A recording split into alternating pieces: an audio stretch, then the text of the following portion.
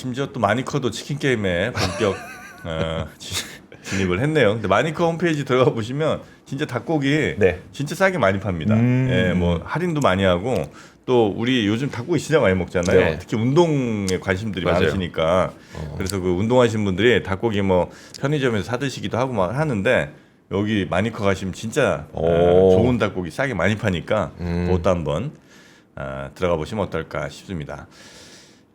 그러면 우리 박병창 이사님과 함께 오늘 시장 이야기 오늘 이제 대선 결과도 나왔는데요. 네. 또 어떻게 보시는지 한번 여쭤보도록 하겠습니다. 교보증권 박병창 이사님 어서 오십시오. 어서 오세요. 네, 반갑습니다. 네. 드디어 이제 그 대혼란의 시대에 예. 어느 정도 마침표가 한번 찍히는 거 아닌가 싶기는 합니다. 그렇죠. 뭐 시장은 어느 정도 반영을 하기 시작을 했고요. 그래서 뭐 일단 차익 실현 매물이 나오지 않겠냐 걱정을 좀 하는 것 같은데, 네. 미국 시장이 이틀 연속 좋은 모습을 나타냈고요. 그리고 우리 시장에서도 일부 종목에만 그렇고 전체적으로는 여전히 뭐 그저께도 하락을 했고 뭐 그랬기 때문에. 그러니까 그저께는 이제 강보합 정도였는데 고점으로부터 좀 내려오고 이런 모습이었기 때문에 뭐 차익 실현 매물이 곧바로 나온다 이런 부분은 좀 아니지 않을까 생각을 합니다. 네. 일단 미국 시장 보면은 월요일 날 0.08, 0.67, 0.41% 정도 올랐는데요. 그리고 오늘 아침 끝난 시장에는 플러스 0.51, 0.82, 0.58% 올랐습니다. 주요 특징은 두 가지로 볼 수 있습니다. 하나는 날짜를 좀 지정하고 있는 건데 트럼프 대통령과 시진핑 주석이 금요일 날 정도에 전화 통화를 할 것이다. 네. 이게 이제 시장에 긍정적으로 이제 작용을 하고 있으면서 견조한 모습을 계속 나타내고 있는 거고요. 그리고 또 하나는 엔비디아가 이틀 연속 급등을 하면서 월요일에 1.67% 그리고 오늘 아침에 2.8% 올라서 시가총액 1위가 됐습니다. 3.4조 그래요? 4조 달러 시가총액 네. 1위가 됐습니다. 그러면서 필라델피아 반도체 지수가 월요일 날 1.57% 그리고 오늘은 2.72% 올랐습니다. 그래서 근데 보시면은 마이크론 테크놀로지도 보시면요. 월요일 날 3.9% 오르고 오늘 아침 끝난 시장은 4.15% 올랐어요. 이틀 동안 8% 올랐습니다. 네. 어휴. 그러니까 반도체가 전반적으로 시장을 좀 끌어올렸다라고 보시면 될 것 같은데 요거는 PMI 지표하고 그리고 미중 간 무역 협상에 있어서 좀 진전이 나타나지 않겠냐라는 기대감이 네. 시장에 반영이 좀 되고 있는 것 같습니다. 그래서 그 두 가지가 가장 큰 이유이고요. 전반적으로 굉장히 견조하게 올라가면서 S&P 500 기준으로 5월 19일 날 고점 찍고 또 조정을 보였었거든요. 네. 신고가 근처 가면서 신고지수 근처 가면서 그랬는데 그 5월 19일 고점을 돌파했습니다. 그래서 5,970포인트가 됐거든요. 그날이 5,968포인트가 그랬습니다. 예, 그래서 다시 시점을 좀 돌파하면서 시장의 기대감이 있는 그런 상황으로 마감을 했다. 그래서 이틀 연속 상승을 했고 반도체가 상승을 했고 그리고 견조한 흐름을 계속 주었기 때문에 우리 시장에도 긍정적으로 네. 작용을 할 것이다라고 볼 수가 있겠습니다.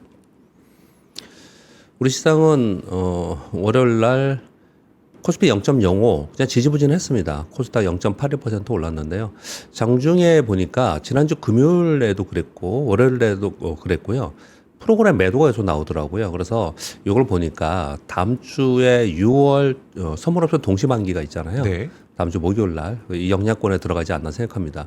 이번 주에는 금요일 날 휴장이기 때문에 오늘하고 내일이고요. 그러면 이제 며칠 안 남은 거예요. 그래서 선물옵션 동시만기 영향권에 들어가면서 선물과 프로그램 거래에 의해서 시장이 등락하는 그런 상황이 좀 되지 않나 생각합니다. 그리고 월요일 날 보니까 좀 특징적인 건 하나는 국내 기관들이 개별 종목들의 매물이 좀 많이 나오더라고요. 네. 그래서 이제 점차로 6월에 가면서 그동안에 많이 올랐던 것들을 이제 어느 정도 차익 실현하는 것들이 좀 나타나고 있다. 그렇게 정도 특징을 좀 볼 수가 있겠습니다. 외국인이 지금 1조가 아닌 거죠? 이거 오타네요. 예. 1856원. 예. 1856. 이건 하루니까요. 네네. 그러니까 네. 5월 한 달이 1조 2천억 샀습니다. 그거 이제 좀 이따 다시 말씀을 드리도록 하겠습니다. 하나를 안 지워서 그렇습니다. 네. 지적해서 감사합니다. 아니에요. 미국은 뭐 간단히 말씀드리면 관세, 미국 부채 우려, 채권 시장 등의 여러 잠재적 악세를 계속 얘기를 하고 있습니다. 그럼에도 불구하고 4일 동안의 여러분 차트를 보시면 일봉 차트를 보면 전부 다 전약 구강이에요. 아랫꼬리가 다 달려 있습니다. 그러니까 여전히 견조하다. 여전히 이제 풍부한 유동성이 있구나 이렇게 좀 볼 수가 있겠고요. 그리고 이번 주에 그런 흐름이 나타나는 것은 금요일 날 네. 미중 간 대화 이 부분에 대해서 기대를 이제 시장이 하고 있는 것 같습니다. 자, 그런 가운데 다른 거 하나 말씀드리면요. 요즘 이제 월가 뉴스들 여러분 잘 보시면요. 특히 미국에 투자하고 계시는 분들 뭐 엔비디아 갖고 있으면 뭐 여전히 좋고 그렇게 네. 하지만 조금 걱정스러운 부분이 좀 있을 것 같아요. 왜냐하면 월가의 내용들이 미국 예외주의가 약화되지 않겠냐는 얘기가 계속 나와요. 사실 이 부분에 대해서 월가의 내용들과 저의 생각을 좀 잠깐 말씀을 좀 드리겠습니다. 일단 그림 하나를 보시면요. 2024년 12월 대비 2025년 5월까지의 누적 기준으로 글로벌 주식 시장의 상승률이에요. 네. 이 맨 위부터 스페인, 독일, 이탈리아, 멕시코, 브라질, 뭐요? 그다음에 한국이 있고요. 유럽 전체가 있고요. 네. 그다음에 스웨덴, 스위스란드, 네덜란드 이렇게 돼 있거든요. 유럽이 다 위에 있습니다. 유럽 이렇게 좋았어요? 20%. 예, 계속 좋잖아요. 유럽은 지금. 독일은 그렇다 쳐도 스페인이 그 위라는 것도 되게 의외네요. 지금 그리스가 PMI 지표 제일 좋고요. 네. 성장률 제일 좋고요. 수점으로 그리스가요? 올라오고. 예. 그리고 스페인도 올라오고 있어요. 우리가 이제 이쪽 얘기를 잘 안 해서 그런데 네. 실제 경기 지표들은 저점으로부터 이쪽이 많이 올라오고 있습니다. 그래서 얘들이 올라가고 있는데 왜 이러는가를 지금 이제 질문을 딱 주셨는데 네. 다 보고 나서 말씀을 드리려고 한 네. 거예요. 여기 보면은 차이나 있고 월드 있고 미국이 이게 12월 초를 기준으로 하니까 마이너스로 된 거예요. 실제로는 다우가 약간 마이너스고 S&P 500 기준으로 마이너스는 아니에요. 네. 근데 12월 기준, 1월 기준으로 했으면 플러스인데 소폭 12월 기준으로 그러니까 일부러 의도적으로 이렇게 한 거예요. 이게 잘 만든 거예요. 그래서 제가 보기엔 그렇습니다. 의도성이 있어 보입니다. 그래서 미국 마이너스 0.2로 되어 있습니다. 또 하나는 뭐냐면 올해만 이거 얘기한 겁니다. 5월 13일까지 연간 글로벌 주요 지수의 ETF 수익률. 이거 지수 얘기하는 거예요. 이것도 똑같이. 보시면 1위부터 보면 폴란드, 호주, 그리스, 스페인, 칠레, 콜롬비아, 이탈리아, 독일, 멕시코 이렇게 돼 있잖아요. 네. 우리 한국 여기 있고요. 그러니까 보면 미국은 플러스 0.4. 이게 S&P 기준이에요. S&P 500 기준이 플러스 0.4로 있습니다. 이 밑에 있거든요. 이 얘기들을 이런 표를 보여주면서 하는 얘기들이 이 얘기를 하는 거예요. 미국 예외주가 약화되고 있다 얘기를 하고 있거든요. 저는 이걸 보면서 두 가지 측면에서 이 기사와 자료를 보면서 두 가지 생각을 했습니다. 하나는 그러면 이제 미국 예외주가 약화됐으니까 미국을 떠나 딴 데 가라 이런 얘기가 제가 그렇게 들리지 않고요. 네. 하나는 이 지금 자료를 내는 게 제가 약간 의도성이 있지 않나라고 말씀을 드렸잖아요. 네. 이 1월로 안 하고 12월로 하고 뭐 이런 거 보니까 야 미국이 이렇게 약했어. 미국이 더 올라갈 수 있어. 다른 나라 이렇게 가는 거. 이제 미국 월가에서 그런 생각들을 하는 사람들이 있는 것 같고요. 보면 상대적으로 올해 약하잖아. 네. 지금 반년이 되고 있는데 이런 생각을 좀 하고 있는 것 같고요. 또 한 가지는 지수는 역사적 신고가 지수 왔는데 왜 이러냐라고 하는데 연간 기준으로 하기 때문에 그렇습니다. 연초에 워낙 높았기 때문에 이러는 거예요. 지수가 이렇게 높으니까. 얘네들이 많이 빠졌다 올라온 거잖아요. 네. 예, 다른 데들은 연간으로 올라가고 있는 거고. 예, 그렇게 하는 가지는 제가 해석이 되고요. 또 한 가지는 뭐냐면 미국 예외주의 약화를 계속 얘기를 하면서 가장 많이 워딩 나오는 게 뭐냐면 그동안에는 무조건 미국만 투자하면 돼. 이런 생각들을 가지고 있고 그렇게 투자를 했잖아요. 이거는 개인들 얘기하는 게 아닙니다. 펀드들 얘기를 하는 거예요. 네. 일단 무조건 미국에 올인해야 돼. 거의 대부분의 자금을 미국에 가야 돼. 미국 투자를 해야 돼. 이렇게 생각을 했는데 그게 아니고 이제 좀 포트폴리오를 다변화해라. 좀 분산해서 할 필요가 있다. 이 얘기를 제일 많이 해요. 네. 얘기 들어보면은. 그런 상황에 있다. 미국의 지금 얘기들은 그런 얘기들을 하고 있다. 요걸 좀 전해드리는 거예요. 네. 그렇게 말씀을 좀 드리겠습니다. 그리고 이제 국내 상황은 요즘 보니까 외국인하고 연기금 매수를 하고 있고요. 개인들은 매도 우위에 계속 있습니다. 올라가면 올라갈수록 개인들은 팔고 있고요. 국내 기관들은 차익 매물이 좀 나오고 있는 그런 상황이에요.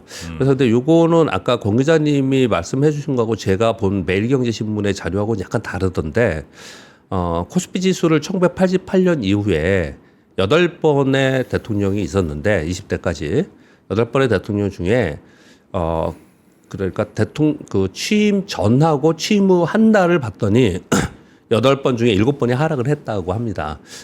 문재인 대통령 때만 올랐고요. 네. 다 하락을 했어요. 그래서 차익 매물이 나오는 게 아니냐. 매일경제에서는 그런 보도예요. 보도는.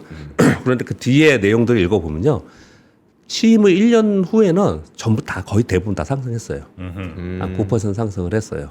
그래서 차익 매물이 있냐 없냐를 지금 이제 다들 궁금해하는 거예요. 지금 네. 궁금해하는데 제가 보기에는 직전에 지난주 금요일도 그랬고 월요일도 그랬고 그렇게 강하지 않았거든요. 그 사이에 미국 시장이 견조했고 그래서 곧바로 우리는 뭐 차익 매물 나오면서 종목별로는 그럴 수 있겠지만 시장이 차익 매물 나오면서 빠진다는 이번엔 좀 아니지 않을까 개인적인 생각을 지금 하고 있습니다. 근데 데이터가 그랬다라는 네. 얘기를 좀 하는 거고요. 민주당에 뭐 이재명 대통령이 됐기 때문에 민주당 공약을 이렇게 한번 써봤습니다. 이런 걸 뭐 이따가 다시 한번 요즘에 뭐 워낙 주장을 많이 하고 계시는 네. 윤지호 경제평론가님이 해주실 것 같고요. 저는 그렇게 말씀드리겠습니다. 오늘 이제 표들이 좀 있어서 여러 가지 좀 생각해 볼 부분들도 좀 있습니다. 1번 뉴스는 아까 공 기자님 잠깐 전달해 주셨습니다. 저도 잠깐 말씀을 드리겠습니다. 미국이 무역협상 국가들의 4일까지 최상의 제한을 요구를 했다고 합니다. 미국과 협상 중인 국가들에게 미국산 공업 및 농업 제품에 대한 관세 개선, 쿼터, 비관세 장벽 등을 포함한 최상의 제한을 제출하라고 요청한 것이다라고 합니다. 왜 이런 일들을 했냐? 무역협상 진전이 부족하고 상호관세 유예 시간이 7월 8일이기 때문에 이제 임박해서 시간이 얼마 없습니다. 그래서 미국이 지금 이제 이 한 달 사이에 어떻든 이거 결론을 내야 되는 상황이 있고 또 이런 얘기하는 사람도 있습니다. 또 연장할 가능성도 있다는 얘기하는 사람이 있거든요. 그러니까 이제 급해진 거죠. 네. 한 달뿐이 안 남았으니까. 그래서 각 국가들의 답변을 평가해서 합의 가능한 범위와 상호관세율을 다시 제시할 것이다. 이렇게 얘기를 하고 있습니다. 그래서 요 6월 중하순 되면 한번 좀 더 시끄럽지 않을까라는 생각도 좀 들 수 있는 그런 네. 내용도 나왔습니다. 이제 급하다는 게 느껴지죠. 네. 네. 그리고 이제 경제 지표하고 PMI가 많이 발표됐는데요. 여기 보시면 아까 질문을 딱 주셨잖아요. 네. 유로존의 제조업 5월 제조업 PMI가 49.4가 나왔는데 지난 4월에 49였거든요. 50 아래잖아요. 네. 여전히 안 좋습니다. 여전히 위축 국면에 있어요. 그런데 이 49.4는 2022년 8월 이후에 최고치입니다. 2022년 8월 이후에 최고치예요. 독일도 보면은 48.3이니까 별로 안 좋잖아요. 네. 근데 프랑스 49.8은 28개월 만에 최고치예요. 스페인은 50.5, 그리스는 53.2예요. 제가 아까 그래서 답변을 드린 거예요. 유로존 내 최고치입니다, 지금. 네. 예. 이탈리아 49.5. 그래서 여전히 위축 국면이지만 확연히 회복 조짐을 보고 있다. 그러니까 안 좋았을 때 밑에서부터 올라오고 있기 때문에 그걸 반영을 한다라는 거예요. 네. 이게 첫 번째인 거고. 그래서 우리 시장 얘기할 때 그런 얘기를 하지 않습니까? 제가 여기보다 지금보다 더 안 좋으면 뭐 어디로 가겠습니까? 위기 아닙니까? 이렇게 제가 표현을 하잖아요. 그러니까 안 좋았다 터닝하기 때문에 것을 시장에서 반영을 하는 거고요. 또 하나는 아까 말씀드렸던 미국 예외주의에서 좀 포트폴리오를 다변해라. 네. 그럼 어디로 해야 되냐에 1번이 유럽이에요. EU예요. 그래서 이쪽이 이제 상대적으로 좀 좋은 흐름을 나타내고 있다. 그렇게 우리가 해석을 해볼 수 있습니다. 좀 유럽을 보여드렸고요. 읽어드렸고 미국도 발표했습니다. ISM 5월 제조업 PMI 발표했는데 4월이 48.7이고 요번에 48.5거든요. 그럼 좀 떨어졌잖아요. 네. 근데 안 좋게 해석해야 되는데 그렇게 해석하지 않더라고요. 시장에서 보니까. 왜 그러냐면 내용을 보면 신규 주문이 47.2에서 47.6으로 올랐고요. 생산 지수도 44에서 45.4로, 고용은 46.5에서 46.8로, 가격은 69.8에서 69.4 떨어졌고요. 그 전반적으로 그 안에 세부 항목은 나쁘지 않았다라는 거예요. 그럼 뭐에서 다 까먹었냐? 수출이 43.1에서 40, 수입이 47.1에서 39.9까지 떨어졌어요. 네. 그래서 관세로 인한 공급망 차질이 제조업 위치의 전체 지수에 영향을 미쳤지 다른 데들은 그래도 괜찮아졌더라. 이렇게 지금 얘기를 하는 거예요. 자, 요거 연결해서 4번까지도 말씀드릴게요. 올해 2025년 기준 글로벌 제조업 경기, 이 PMI가 아니고 제조업 경기를 분석한 겁니다. 아시아는 둔화되고 미국과 유럽은 확대되고 있다라고 하는데 아시아는 미국의 관세 압박과 중국 내수 부진 영향으로 전반적으로 약세를 보이고 있다. 이 와중에 한국과 대만은 비교적 완만했지만 인도네시아와 베트남은 큰 폭으로 하락했다가 요즘에 다시 올라오고 있습니다. 그리고 미국은 PMI 정체에도 불구하고 제조업 경기는 확장 국면에 좀 들어가 있고요. 유럽은 위축세를 벗어나지 못하고 있지만 1월 이후 점진적으로 상승하고 있다. 이거 지금 제가 쭉 보여드린 요것부터 불러드린 이 내용을 좀 정리한 내용들인 것처럼 보이잖아요. 네. 차트로 보면 딱 알 수 있습니다. 노란 건 제가 근 겁니다. 중간에. 이게 50이에요. 네. 50이 기준선이지 않습니까? 그렇죠? 네. 지금 위에 있는 노란 선 위로 올라가고 있는 게 미국입니다. 미국. 얘가 미국이에요. 네. 미국이고요. 그리고 중요하게 보는 게 유로존 있잖아요. 요 파란 선. 네. 요 파란 선은 여기서부터 1월서부터 이렇게 꾸준히 올라가고 있는 거예요. 지금 50 위를 향해서 이렇게 올라가고 있는 상황인 거고요. 나머지들도 보면은 아래서부터 밑에서 헤매고는 있지만 조금씩 올라가는 모습을 조금씩 보이고 그러네요. 있다. 요 네. 얘기를 좀 하고 있는 거예요. 그래서 제가 보기에는 미중 간 뭐 협상 뭐 여러 가지 또는 엔비디아 실적 발표도 이제 임박해 있고 뭐 이런 걸 있지만 이틀 동안 미국에서 반도체 주식이 그것도 레거시 반도체도 8%씩 막 올라가는 이틀 동안 네. 이런 모습은 이런 지표를 보면서 영향을 받으면서 움직이지 않았나라는 생각이 듭니다. 사실 네, 이렇게 얘기를 좀 하고 있는 상황입니다. 요걸로 보면 예. 경기가 꼬라박는 게 아니고 예. 서서히 이제 회복하는 그림이잖아요. 예. PMI가 이렇게 예, 약간씩 올라가는 거는 예, 예, 예, 이 나중에 이제 소비나 뭐 이런 데도 다 좀 예. 긍정적으로 영향을 미칠 거 아니에요. 예, 예. 그럼 이제 우리가 걱정했던 25년에 큰 경기 뭐 하강 내지는 뭐 이 침체 이런 거는 이제 슬슬 벗어난다고 봐도 되는 거예요? 아니요, 두 가지가 있습니다. 하나는 네. 그 질문의 답변의 한 가지는요. 지금 월가에서도 얘기하는 거나 아니면 연준에서 얘기하는 것들도 미국 경기 탄탄하다는 얘기 계속 하잖아요. 네. 그래서 여전히 지금 침체가 둔화되면서 침체로 갈 거라고 하는 것은 관세로 인한 부작용으로서 하반기에 그렇게 갈 수 있다라고 얘기를 하는 거고, 요거는 지금 현재 실물 지표에서 이런 현상이 나타나는 거예요. 그래서 얘기하는 게 하드 데이터와 소프트 데이터가 이격이 막 벌어진다. 네. 그래서 여전히 아직까지는 이격이 벌어져 있는 상태예요. 그러니까 정프로님 말씀대로 앞으로 좋아질 거라고 그렇게 단언할 수는 없는 그래요? 그렇게 지금 얘기 지금 하고 있는 상황에 있고요. 또 한 네. 가지는 미국이 지금 소위 미국 안으로 들어온 리쇼어링 그리고 관세로 인한 여러 가지 부작용들이 있지만 미국 안의 제조업들은 실제로 좋아지고 있는 게 아니냐라는 얘기들을 하는 거예요. 실제로 미국에 가서 다 지금 공장 짓고 다 하잖아요. 네. 그러니까 그런 부분들이 반영되고 있는 게 아니냐. 그러니까 이건 이제 실제로 좀 더 가봐야 되는 문제이긴 하지 네. 않습니까? 근데 이런 얘기를 지금 정프로 딱 짚어주신 얘기를 그 다음에 이제 요 내용에 써 있습니다. 사실은. 그 다음 내용에. 그러니까 문제 제기를 분명히 할 수가 있을 거 아니에요. 그런 네. 문제 제기를. 얼마나 이게 이격이 많이 벌어져 있냐면요. 애틀란타 연방은행의 GDP 나오는 되게 중요하게 보잖아요. 네. 2분기에 미국의 GDP 성장 추정치를 4.6%로 집계를 했습니다. 4.6%요? 네. GDP가 4.6%. 그런데 이게 되게 웃긴 거냐면 민간 전문가들의 컨센은 평균이 1.5%예요. 뭐요? 그랬고 이거 좀 보시면요. 네.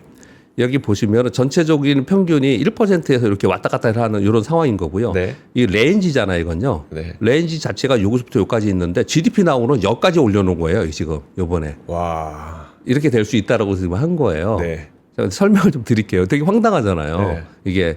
근데 설명을 어떻게 하고 있냐면 이렇게 얘기를 합니다. 요번에 그 경제 지표들을 봤더니 개인 소비 지출이 3.3에서 4%로 올랐고요. 민간 투자가 마이너스 1.4에서 플러스 0.5가 됐어요. 아까 보여드린 대로 수출입 지표들은 굉장히 안 좋게 떨어졌는데 다른 것들은 그렇지 않았다라는 거예요. 그래서 얘는 애틀란타 GDP 나오는 얘는 즉각 반영하는 지금의 현재를 반영하면서 네. 나타나고 있는 거고, 민간 전문가들은 이걸 읽어드릴게요.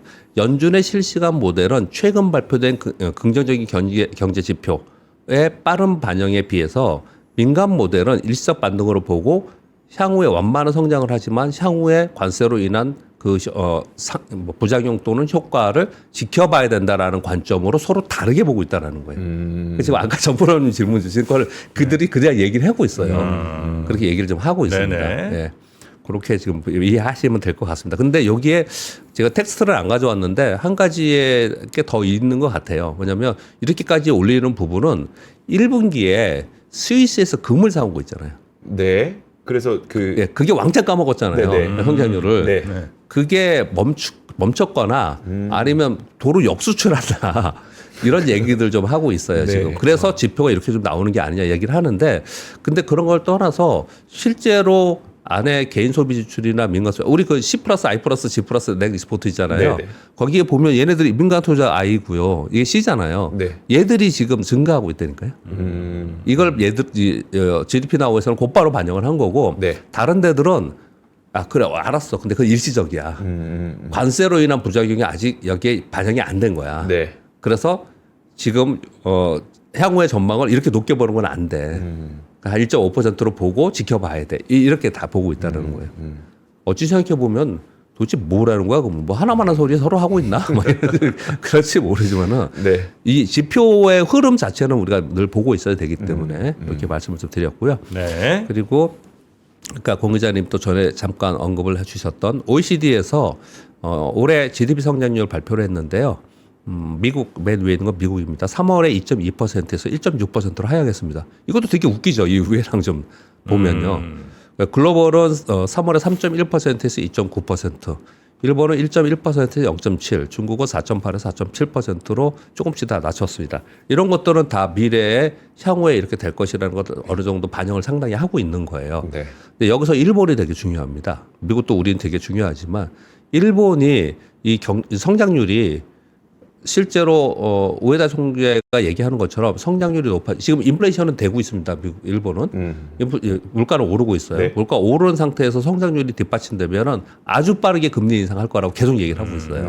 근데 요번에 0.7로 좀 둔화되는 쪽이 나오면은 그러면은 금리 인상이 좀 늦춰질 수 있겠죠. 이런 것들에서 이제 우리가 그런 팁을 알 수가 있습니다.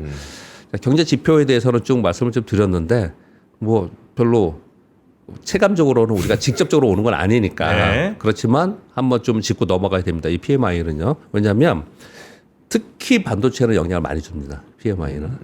네, 그래서 이 부분을 좀 짚고 넘어갔습니다. 그리고 엔비디아도 로보택시 진출한다라는 얘기는 예전부터 있었는데요. 이번은 블룸버그 뉴스에서 이걸 다시 한번 다뤘습니다. 젠수랑 CEO는 로보택시 시장이 수조 달러에 이르는 기회가 될 것이다. 우리는 직접 차를 제작하는 것은 아니지만 로보택시 소프트웨어를 만드는 것으로 이미 진출해 있으며 이 분야 매출이 게임 부분 매출을 넘어설 것이다. 라는 표현을 하고 있어요. 그래서 로보택시 부분은 지금 테슬라가 제 선두에 있고 네. 중국이 좀 쫓아가고 있는 그런 상황인데 테슬라가 지금 로보택시의 기대감을 갖고 계속 테슬라 주가는 움직이거든요. 네. 이번에 전기차보다도 근데 이게 얼마나 빨리 진행되느냐가 또 다른 진일보 또는 사회가 변화 생기면서 시장의 변화가 일어날 가능성이 좀 있거든요. 그래서 이런 뉴스도 가져와 봤습니다. 로보택시 쪽으로 엔비디아가 예. 소프트웨어적으로 이제 진출한다는 거죠. 뭐 하드웨어 쪽은 아닌 것 같고. 예, 소프트웨어적으로. 그러니까 차체를 만드는 건 아니고 그러니까. 그 안에 칩과 소프트웨어를 다 만든다는 건데 이게 네. 원래 엔비디아가 뭐 하던 회사입니까? 게임이잖아요, 게임. 네. 게임 부분 매출을 넘어설 거라고 젠수랑 CEO는 보고 있습니다. 이걸 가지고. 예. 알겠습니다. 그리고 8번 뉴스는 한 번쯤 그냥 생각해 봤으면 좋겠습니다. 헤럴드 경제에서 우리나라를 좀 걱정하는 측면의 기사인 것 같은데요. 한 번쯤 읽어드려 보겠습니다. 미국과 일본의 연합이 이번엔 HBM 대체 반도체를 개발하는 것을 착수한 것 같다. 소프트뱅크와 인텔이 새로운 적층형 메모리를 개발하기 위해서 사이 메모리를 설립했다는 거예요. HBM보다 전력 효율이 높은 제품을 개발하는 것을 목표로 하고 양차는 2027년까지 시제품 완성, 2030년까지 상용화 목표를 하고 있다고 합니다. 사실은 격차가 있죠. 시간차가 있습니다. 시간차가 있지만 이들은 이렇게 지금 준비를 하고 있다는 건데 그래서 제가 거기 덧붙여서 요 기사에 다른 기사를 덧붙여 왔습니다. 토요타, 키옥시아, 소니, NTT, 소프트뱅크, 덴소, NC와 같은 일본 이런 기업들과 일본 정부가 공동 출자해서 설립한 파운드리가 라피더스입니다. 네. 근데 이 라피더스가 IBM의 초미세 공정 기술 지원으로 이나노 공정을 2027년 양상 목표를 하고 있다라는 거예요. 이 라피더스에 일본 정부는 현재 우리나라 원화 기준으로 약 17조 원 이상의 자금 지원을 지금 하고 있고 출자를 직접 하고 했다는 거예요. 그러니까 이 기업에는 일본이 투자하고 이 기업들이 투자하고 그리고 기술은 IBM에서 기술 투자를 하고 그렇게 해서 진행을 하고 있다라는 거예요. 그래서 이런 얘기를 합니다. 미국은 엔비디아와 인텔 선두로, 일본은 소프트뱅크와 라피더스를 선두로, 대만은 TSMC를 필두로 해서 활발한 3자 협력이 진행되고 있다. 이렇게 얘기를 좀 하고 있는 거예요. 그래서 결론은 뭐냐? 우리 뭐 하자. 우리 가만히 있으면 안 된다 얘기를 계속 하고 있는 거예요, 이걸요. 근데 이 부분은 우리 맨날 우리도 얘기를 하고 있는 겁니다. 적층형 메모리가 이제 HBM이잖아요. 네. 그래서 이제 적층을 찾다 보면은 더 이상 못 싸면 옆으로도 하고 뭐 이런 얘기 계속 하고 있는 네. 거지 않습니까? 그런데 이제 이 적층형 메모리에서 HBM에서 문제가 뭐냐면 전력을 너무 많이 먹고 그래서 우리 전력적으로 막 뜨고 그랬던 거잖아요. 네. 그리고 열이 있고 이 부분을 해소할 수 있는 제품을 개발하기 위해서 서로 투자를 해서 이걸 하고 있다. 이렇게 얘기를 하고 있는 거예요. 그러니까 물론 우리 기업들이 열심히 잘 하고 있겠죠. 이런 부분을 모르고 있는 부분은 아니겠죠. 그러니까 우리의 기업들도 이런 것 같아요. 요 얘기를 하면서 우리 뭐 새로 대통령도 취임이 되고 했지만 오늘 취임하지만 우리나라가 보면은요. 그동안에 지금은 어떻게든 그렇게까지는 지금 안 하고 있는 것 같은데 과거에 보면은 우리 내부 경쟁을 하면서 없어지는 회사들이 꽤 있었어요. 네. 소부장들은 내부 경쟁에서. 아. 근데 보면은 이건 국가 간에도 이렇게 하고 있잖아요. 그리고 네. 그리고 정부에서 아예 지원을 하고 막 그러지 않습니까? 근데 우리는 서로 이해관계하고 또 어디 도와주면은 왜 거기 도와주냐, 부자 왜 뭐 이런 얘기 막 하잖아요. 네. 근데 다른 나라 그렇지 않다는 얘기를 자꾸 하는 거예요. 세상은 그렇게 돌아가고 있지 않다 지금. 그럴 정도로 그냥 예. 뭐가 옳으냐 그러냐를 따질 정도로 여유롭지 못하고 네, 일단 네. 죽기 살기로 뭐래도 무슨 특혜니 뭐니 그냥 막 가고 있다는 거죠. 다른 데는 지금 우리가 보면 우리가 만약 이렇게 했으면 어떻게 했겠어요? 이런데 기업들하고 막 출자해가지고 파운드리 기업 만들고 거기에 국가가 행정부가 출자해주고 막 이러면 네. 우리는 어떻게 했어요?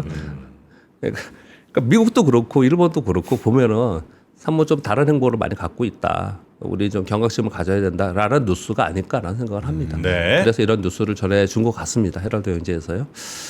그리고 제가 이 맨 앞에가 오타네요. 오타네 여기에 스테이블 코인이 등장하면은 요거 지금 다른 것 때문에 좀 못 지운 것 같습니다. 죄송합니다. 네. 스테이블 코인이 지금 점차로 확산되고 있잖아요. 그럼 머니무브가 될 가능성이 있다. 저 이거 되게 관심이 좀 있는데요. 3일 미국 재무부 산하의 차입자문위원회 보고서를 봤더니 미국의 전체 예금 17.8억 달러 중에 최대 약 37%, 약 6.6조 달러 정도는 스테이블 코인으로 이동할 가능성이 있지 않겠냐라는 보고서를 냈다라는 거예요. 그래서 이게 무슨 얘기인가 한번 들어가 보면요. 이런 거예요. 입출금이 자유로운 우리 보통 예금 있잖아요. 네. 여기 이자가 안 주잖아요. 거의. 네, 네. 거의 안 주지 않습니까? 그런 자금하고 기타 자금이 좀 있는데 이런 자금들은 스테이블 코인이 형성되면은 스테이블 코인은 우리 다른 코인들처럼 원래 뭐랄까 내재 가치 이런 게 없이 막 그냥 있는 게 아니고 얘는 그냥 아예 국채와 달러로 네. 있는 거잖아요. 네. 네. 교환 가치가 있는 거지 않습니까? 네. 얘는 확실하게. 그리고 거의 대부분 행정부나 아니면 은행에서 이걸 지금 이거 발행을 할 거란 말이에요, 앞으로요. 그러면 이쪽으로 이동할 개연성이 있는데 왜냐? 이 보시면 은행권이 예금 금리를 높이거나 자체 스테이블 코인 발행 등으로 대응을 준비하고 있다. JP모건, 뱅크 오브 아메리카 등 미국 주요 은행의 컨소시엄 형태로 스테이블 코인을 발행을 검토하고 있다는 뉴스들이 나오고 있다라는 거예요. 이게 무슨 얘기일까요? 스테이블 코인을 발행을 하고 요건 달러 베이스도 있고 뭐 미국 국채 베이스도 있고 있을 거 아니에요. 네. 그럼 얘는 그러면 예전에 이런 얘기 했잖아요. 그럼 그냥 달러로 하지 왜 스테이블 코인을 해? 뭐 이런 얘기 많이 했지 네. 않습니까? 이게 뭐냐면 디지털로 이제로 전환되는 과정에 이런 일이 벌어지고 있는 거잖아요. 네. 그런데 얘가 이 국채 발행을 하면은 국채의 기초 자산으로 만약에 발행을 하면 얘는 이익이 생기잖아요. 얘는 이자가 생기잖아요. 네. 얘네들은요. 그렇죠. 네. 근데 그냥 예금에 있는 그냥 있었던 원래 이자가 높았던 그 정기예금에 이런 거 빼고 그냥 있었던 거는 아니 똑같이 안정적이면은 이자가 주는 대로 가는 게 아니냐. 네. 이 설명을 하고 있는 거예요. 그래서 머니무브가 가속화되지 않겠냐 얘기를 하고 있는 거예요. 네, 얘네들이 이렇게. 근데 이거는 지금 우리는 그냥 이렇게 얘기하고 넘어가겠지만 가만히 생각을 해보세요. 세상이 이렇게 빨리 변하고 어쩌면 이게 향후 한 5년 동안 어마어마한 변화가 생길 수 있겠구나라는 생각이 네. 많이 들어요. 왜냐하면 각국의 중앙은행들이 지금 디지털 화폐 가고 싶어 하거든요, 지금. 네네. 그러고 있는데 이걸 띄운 거지 않습니까? 스테이블 코인을 확실하게 미국에서부터. 네. 그러니까 이 부분은 진척이 상당히 빨리 되고 이게 금융시장에 상당 부분 변화를 일으킬 가능성이 있다. 이렇게 좀 볼 수가 네, 있겠습니다. 이자주는 스테이블 코인이 등장하면 머니무브는 굉장히 가속화될 것 같다. 뭐 이건 뭐 여기 미국 재무부에서 이렇게 보고서를 지금 한 거예요. 예. 네, 그렇게 전해드릴 겁니다. 그리고 마지막으로 10번은 5월 이후에 외국인 순매수가 약 1.16조 정도 됐어요. 이것도 좀 우리가 생각해 볼 게 좀 있습니다. 역대 최장 매도는요, 글로벌 금융위기 리먼 부도 있었을 당시에 외국인들이 우리나라 코스피에서 11개월 매도를 했어요. 근데 요번에 9개월 매도했다는 거 제가 자주 전해드렸잖아요. 네. 그래서 규모와 기간으로 봤을 때는 순매도가 줄거나 아니면 매수 전환 가능성이 있다. 요 설명을 좀 드리고 있는 거고요. 근데 5월에 순매수 전환했는데 그냥 꼴랑 1조 샀어요. 1조 샀는데 봤더니 SK하이닉스를 1조 5천원 샀습니다. 야. SK하이닉스 1조 5천원 그 기간 동안요. 네. 5월 1일부터 6월 1일까지 두산 에너빌리티 5천원 샀고 여기 보시면 소위 그 조방원을 다 샀습니다. SK하이닉스 빼고 네. 조방원 다 사고 그러니까 조선, 방산, 원자력 사고 화장품 있습니다. 화장품하고 미용기기. 그런 것들 위주로 계속 샀거든요. 그리고 지주사 좀 사고 그랬는데 지난주에 우리 지주사들이 좀 올랐지 않습니까? 네. 그래서 수급이 좀 변할지는 모르겠는데 그동안에 아무튼 이렇게 해왔다. 5월에. 그래서 5월에 보면 엄청나게 좋았잖아요. 이쪽이. 하이닉스 빼고. 네. 엄청나게 이제 좋았잖아요. 그 부분이 이어질 거냐 말 거냐를 대부분 지금 많이 물어요. 아마 저 끝나고 나서 제가 왜 오늘 지금 원래 말도 빠르지만 시간이 촉박하니까 네. 오늘 좀 빨리 하자면 그 지호 형님이 나오시니까 네. 이 부분에서 또 이제 종목들이 많이 얘기해 주시니까 질문을 좀 하시겠지만 제일 많이 궁금해하시는 게 이거예요. 하반기에 이제 새로운 대통령 취임하고 나서도 이대로 갈 거냐, 새로운 게 나올 거냐, 이 얘기를 많이 하거든요. 네. 근데 그 부분에 대해서 이 부분은 이제 중요한 팁이 될 거고요. 또 한 가지는 보세요. 5월에 1조 1,600억, 1.1조 순매수했거든요. 외국인들이 네. 1.1조 순매수했어요. 근데 하이닉스만 1조 5천억 순매수했는데요. 딴 건 엄청 팔았다는 건. 다른 거 되게 많이 판 거예요. 그러니까 여기에 돼 있는 종목들 빼놓고는 나머지는 체감이 되게 안 좋은 겁니다. 이거. 아. 되게 안 좋은 거예요. 네. 이거 두 개만 해도 2조예요. 여기까지 하면 3조.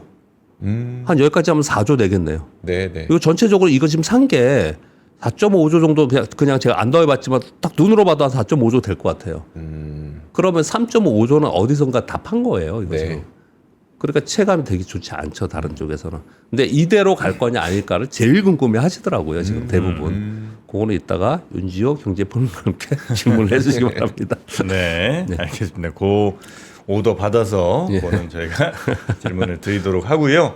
예, 그리고 뭐 저희가 뭐 지난주부터도 쭉 소개를 좀 해드렸습니다만 NH투자증권에서 지금 여러 오프라인 세미나들을 이제 막 진행을 좀 하고 있고 아마 줄줄이 하고 계시더라고요. 반응들이 좋아서 그런지 지금 뭐 전국적으로 많이 좀 하고 있는 것 같습니다. 일단 일산에서 6월 18일 하나가 이제 진행이 되고요. 또 같은 날 구미, 네. 경북 구미에서 또 하나가 진행이 됩니다. 그래서 뭐 신정부 출범 이후에 또 어떤 전략들이 좋을지 뭐 이런 내용들을 포함해서 2차 전지라든지 뭐 또 산업의 이슈, 네. 워낙 또 우리 개인 투자자들이 많이 이른바 개인 투자자들의 무덤이 개미의 무덤이 됐던 네, 네. 2차 전지 쪽은 또 어떤지 등등을 구미와 일산에서 NH투자증권이 오프라인 세미나를 진행하니까 그거는 시간 가능하신 분들 무료로 진행되는 거 한번 가보시면 어떨까 싶습니다. 네. 자, 링크 저희가 띄워드릴 테니까요. 그거 함께 해주시면 좋겠고요. 우리 박병창 이사님과는 오늘 시장 이야기 여기서 마무리하고요. 내일 아침에 다시 뵙겠습니다. 예, 고맙습니다. 감사합니다.